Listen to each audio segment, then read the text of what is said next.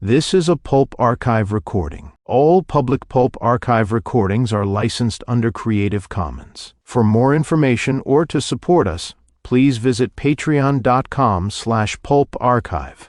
This episode was prepared by Soul and narrated by Goodman, the digital narrator. The Finger of Guilt by J J Stagg. The Black Mask, April 1922. This episode contains period-typical depictions of crime, violence, and mild profanity. Listener discretion is advised.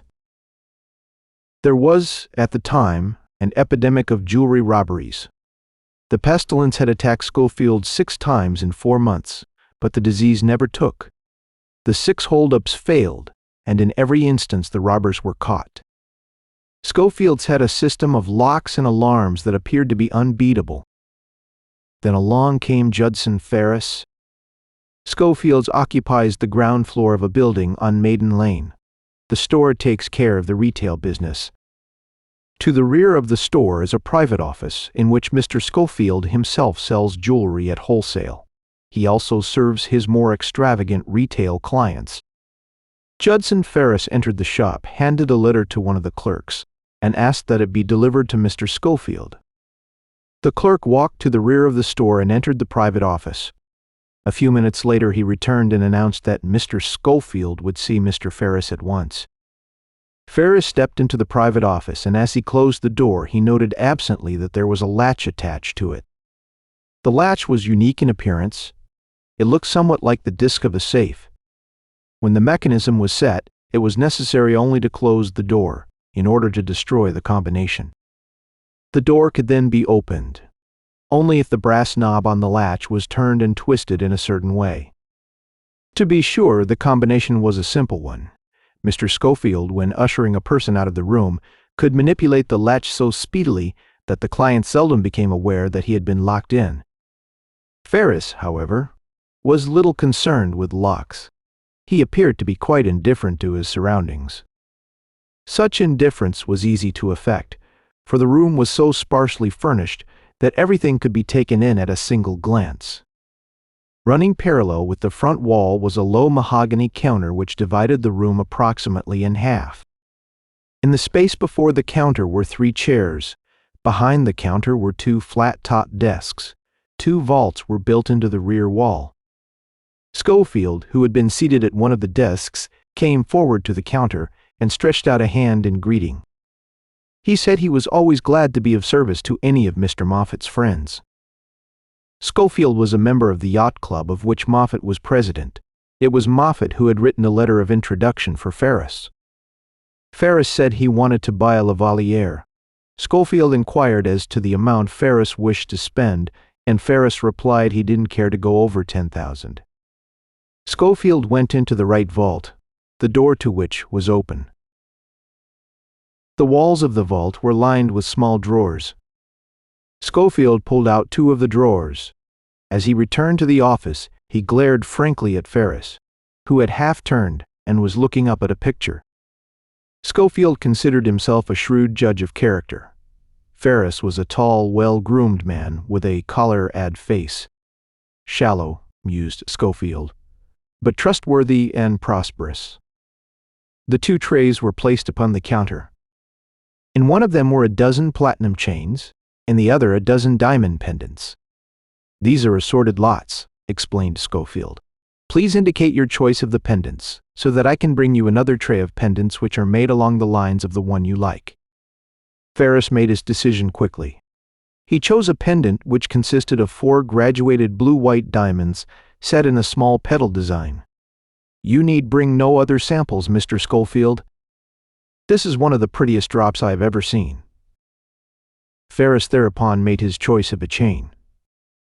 Schofield took the chain and the pendant out of the trays, ran the chain through the loop at the top of the pendant, and dangled the Lavalier before Ferris. "How much will that set me back?" Schofield consulted the tags. $7,300, Mr. Ferris. $800 for the chain, and $6,500 for the drop." Ferris remarked that he had with him a certified check for $10,000, and that if Mr. Schofield cared to, he could call up the Second National for verification.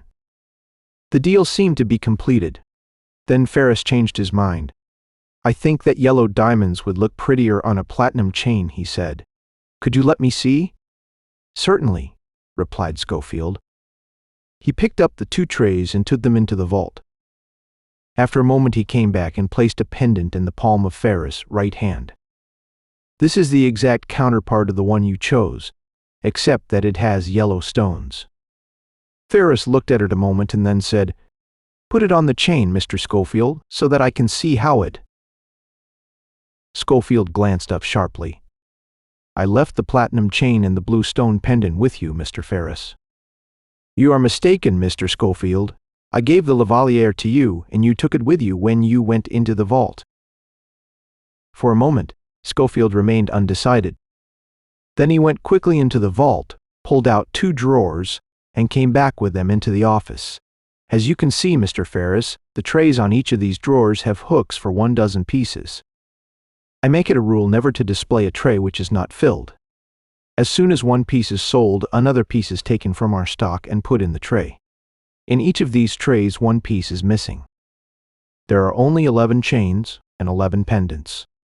"You may have dropped the lavalier on the floor," suggested Ferris. "I know positively you had it in your left hand when you walked away from the counter to the vault." Schofield began running a hand through his sparse hair. There was no doubt about his being nervous. He finally pushed a button which summoned a clerk. The clerk had to unlock the latch with a key from the store side of the office door. "Bring in the vacuum," ordered Schofield. The vacuum cleaner was run over every inch of the floor before and behind the counter. It was also run over the aisle in the vault. Some little dust was sucked in, but no lavalier. After the clerk had left the room, the flustered Schofield ventured, "You may have put the lavalier into one of your pockets, Mr. Ferris." Then he added, "By mistake. That suggestion is a trifle crude, isn't it?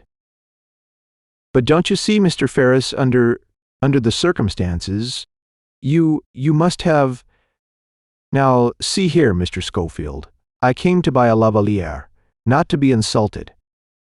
If you can produce the lavalier, we'll complete the deal. Otherwise, I must bid you good day." At this, Schofield became a trifle panicky. No. You can't leave till the lavalier has been found. And there is no use trying. The door is locked." Ferris shrugged his shoulders, lighted his cigar, and sat down. "This is a new one on me. I didn't know jewelers made prisoners of their clients." Schofield paced nervously back and forth behind the counter. He knew it would be useless to plead further with the obdurate Ferris. Finally, Schofield pushed a hidden button under his desk. A red light flashed over the police signal box in the street. After a few minutes, Gorman, a uniformed policeman, and Joe Dagan, one of the private detectives hired by a Jewelers Association to patrol Maiden Lane, were admitted to Schofield's office. Schofield explained the situation. Dagan decided that under the circumstances the lavalier must be on the person of either Schofield or Ferris. Thereupon Schofield turned all of his pockets inside out. The detective then insisted that Ferris submit to a search. Ferris emphatically refused to suffer this indignity. This put the next move up to the jeweler. He was faced with the alternative of permitting Ferris to walk out of the shop or having him arrested. And Schofield was in no mood to let $7,300 slip through his hands without making some decided gesture of self-defense. "I don't want to order your arrest." "Mr. Ferris," began Schofield apologetically, "but if you— logically, that is the only solution," agreed Ferris at once. "I am as anxious to have this thing settled as you are, but I make this one condition. You will have to take me to the police station in a taxi, or if you wish, you may send for the wagon. And as we go from this office, I insist that I be surrounded on all sides. I want to make it impossible for Mr. Schofield even to hint that I might at any time have passed the lavalier to someone else." The condition was complied with. Ferris was taken to the station in a taxi. Mr. Schofield, Detective Dagan, and Officer Gorman accompanied him. After Ferris had given his name to Captain Lowry, The latter consulted a small memorandum book. Thereupon, the captain called up headquarters on the phone. As the captain put up the receiver again, he said to Ferris, "We have orders that in the event a Mr. Judson Ferris is arrested, headquarters be notified at once. I believe Detective James McKean, a special squad man, is personally interested in you." "Nice fellow, James," smiled Ferris. "I should be glad to meet him again." Detective McKean reached the station after some 20 minutes. Once again, Schofield rehearsed the circumstances under which the Lavaliere disappeared. An immediate search was decided upon. Ferris himself invited Schofield to be present. When a detective from headquarters executes a search, he makes a thorough job of it. Ferris was taken into a private room and ordered to strip. He was wearing a minimum of clothing, a Palm Beach suit consisting of coat and trousers, a straw hat, a silk shirt, shoes, stockings, and underwear. Every square inch of this clothing was examined with the greatest care. A microscope was used. Button by button, seam by seam, the search proceeded. Nothing was overlooked.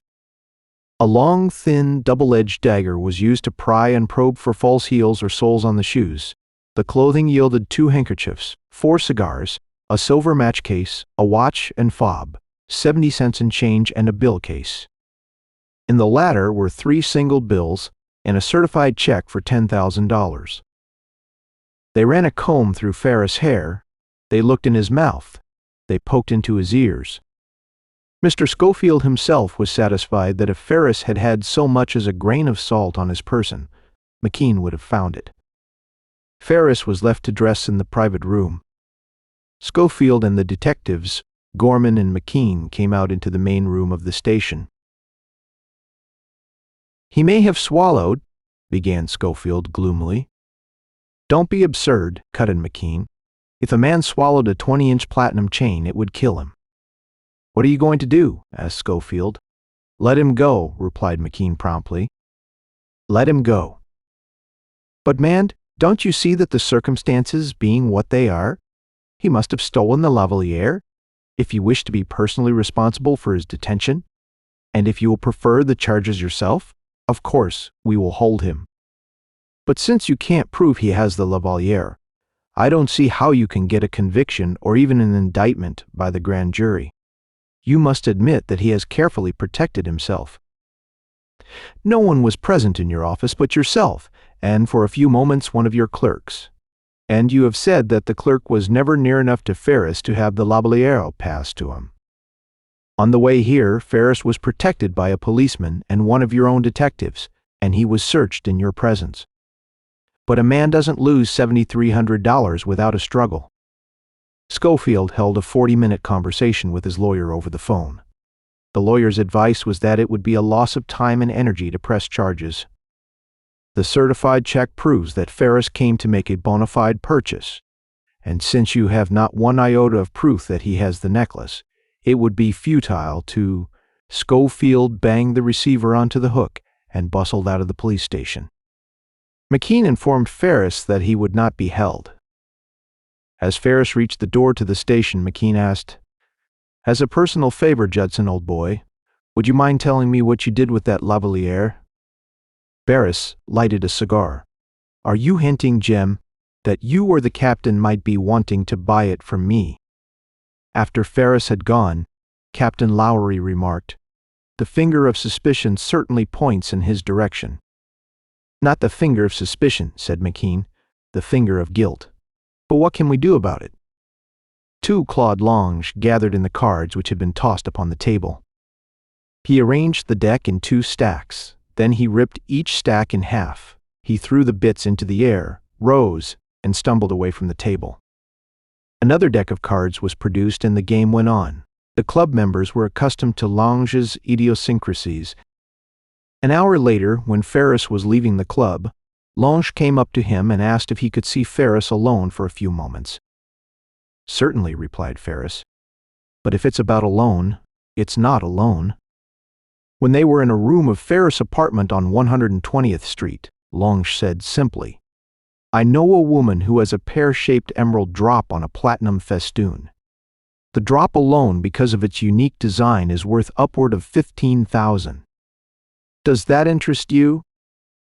Ferris regarded the other through narrowed eyes. Long, she knew, had lost heavily that evening, and it was obvious that the loss had unnerved him. There had been rumors that with Lange's next disastrous plunge, he would be disinherited and disowned. Ferris guessed that it was the fear of such a calamity that had driven young Lange to flirt with crime. "I don't quite get you, Lange," said Ferris. "Cut out the innocent stuff." "I've heard about Schofield's Lavalier. We're members of the same yacht club. I am making no insinuations. Maybe the Lavalier was not stolen. In that case, you are not the man I want to talk to. You needn't be afraid to be frank. There are no witnesses. I couldn't prove anything on you, nor you on me. If you are really handy at making jewels disappear, say so. What's your proposition?" asked Ferris. "Mrs. Ellingwood is giving a weekend party at her place in Great Neck. I can have you invited if you get the stone. I get half the profits, yes or no?" Ferris answered that he would be glad to be one of the guests at Mrs. Ellingwood's weekend party. Mrs. Ellingwood entertained some 10 guests. Ferris and Lange arrived on Friday evening in the latter's car. Saturday passed, and Sunday forenoon. In all that time, Mrs. Ellingwood had worn no jewelry of any kind except her rings. Then Lange drew Ferris aside in the garden and confided, "I've taken the liberty to look about a bit in the house. There is a strong box in Mrs. Ellingwood's boudoir.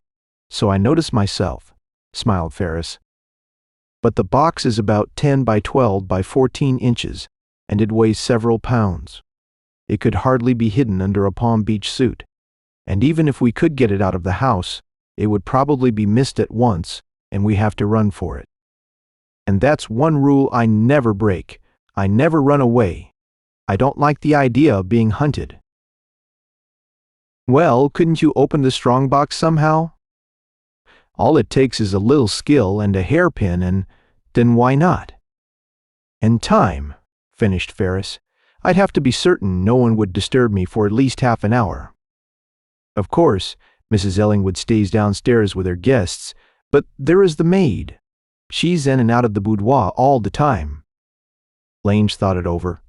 Suppose that after dinner this evening I succeed in coaxing the maid to take a spin in my car. Excellent, if you can manage it." "I don't think she'll take much coaxing," grinned Lange. Lange's evening, up to a certain point, was a grand success. The maid slipped in and out of the house unobserved. The two motored over an hour, and Lange was not required to keep more than one hand on the wheel, but when on returning he again drew Ferris aside, he could tell by the latter's downcast expression that the plan had gone awry. "There was someone on the upper floor all the time," said Ferris. "I didn't have the chance to go anywhere near the boudoir." The next morning the party broke up and Ferris and Lange returned to the city. The day was a rather hectic one for young Lange.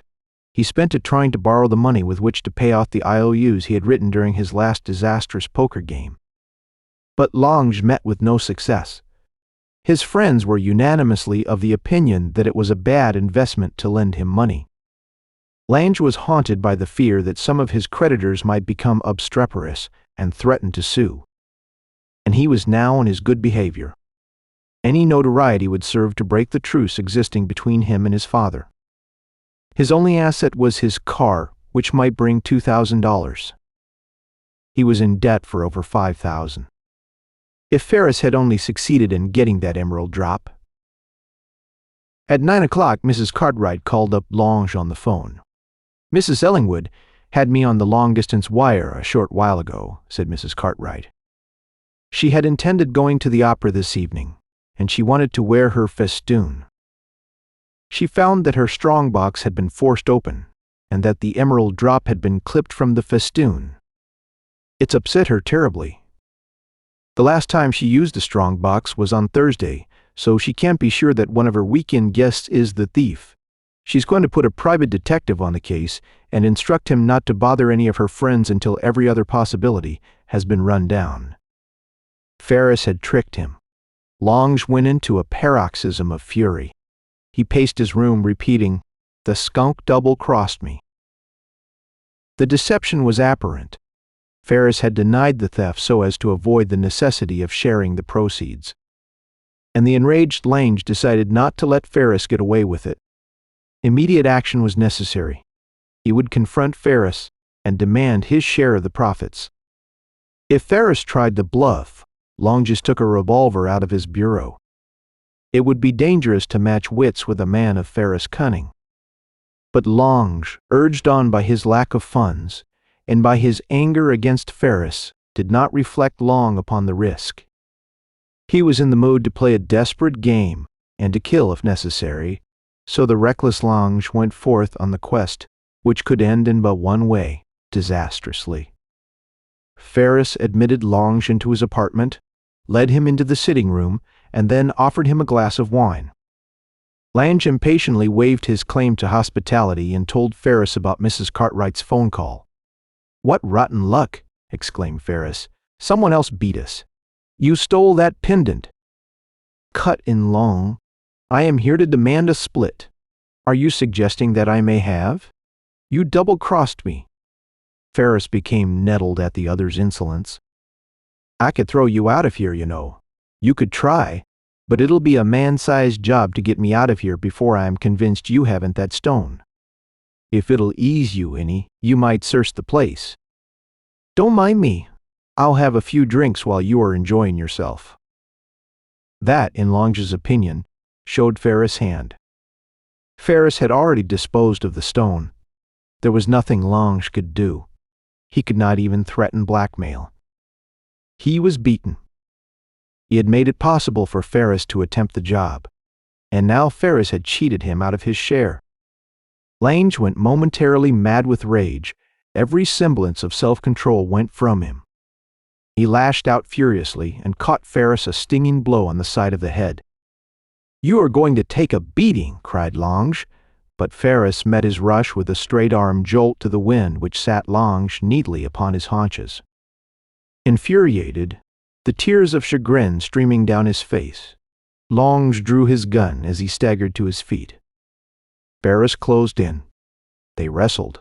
Ferris slipped, and in his attempt to keep the gun from being twisted against his chest, he unfortunately put his hand over the front of the barrel just as Lange pulled the trigger. His left hand crushed by ball and powder, Ferris backed away. He reached his desk and jerked at a drawer. Lange sent a second bullet through Ferris' left shoulder. Ferris fell from a sitting position. He reached into the drawer and fetched his revolver. Quite deliberately, he aimed at Lange, who was sneaking out of the room. He fired, and Lange crumpled to the floor. Then Ferris too lapsed into unconsciousness. A woman in the next apartment telephoned to the police. 3 the next morning, Detective McKean, after a visit to the hospital, called on the district attorney and announced that both Ferris and Lange would pull through. "And even though he's already disposed of the jewels, I got a confession covering the Schofield and Ellingwood robberies," said McKean. "Look here, know what this is." The district attorney looked at the curious thing McKean had handed him and shook his head. "It's all shot to pieces, doesn't look like much now. But it was once the most perfect artificial finger ever fashioned by man. It took Ferris 1 year to make it, and he was an expert at the manufacture of artificial limbs. Lost his own finger in an accident, the finger next to the pinky on the left hand cut off just above the knuckle. Well, he took his own finger and made a plaster mold of it. In the mold, he made this artificial finger of rubber and other substances. Feel it, you can't tell it from flesh. Look at the ridges the veins painted in, and he could get a perfect fingerprint with it. It will stand a microscopic test. It is hollow. That's where he hid the lavalier. But how was the finger kept? He made a thin silver ring which fitted snugly around his stump. This silver ring was threaded inside the open end of the artificial finger. He had another silver ring, also threaded. He simply screwed the finger on and off. Matter of a few seconds. The artificial finger came over the stump. There was a slight, visible line, which was painted flesh color, and then protected again by a gold band ring he always wore around the place where the finger and the stump joined. And the finger was perfect in every respect. But too, by sight or touch, It could not be distinguished from a flesh and bone finger, and by a few months' practice, he had even learned to move it. You see, with his stump he could move it up to the first joint. The other joint he manipulated by pressure with his pinky. But in these two respects the finger was wanting. It did not take temperature, and if you squeezed hard you could press it together. But in these latter respects he was in little danger, since he shook hands with his right hand, of course, and there was no other reason why anyone should ever feel his left. Try to imagine me searching that guy for a lavalier. I should say it's a good thing he's in for a long siesta. Well, he's already promised that when he gets out he's going to make an artificial hand to replace the one long blew off of him. Then, he says, he'll be able to hide half a jewelry store. End of The Finger of Guilt by J J Stagg. Thank you so much for hanging out today. My name is Saul, and this is the Pulp Archive. Now, if you had fun, I'd appreciate it if you could like, subscribe, comment, and share. That stuff really helps. And like most stories we cover here, today's was recommended by you. So, if there's a story you'd like to see, send us an email at pulparchivelibrary@gmail.com. We'd love to cover it. If you'd like to support the podcast and keep us going, consider subscribing to our Apple channel or becoming a member on Patreon. Just visit patreon.com/pulparchive. For as little as $5 a month, you'll get access to all our podcasts and private explicit episodes that wouldn't be allowed publicly. We feature almost every genre of pulp fiction: horror, detective, western, and even sports. Special thanks to our patrons who make the podcast possible and make every episode of the Pulp Archive happen. Every episode is dedicated to our Patreon members. I truly could not do this without you.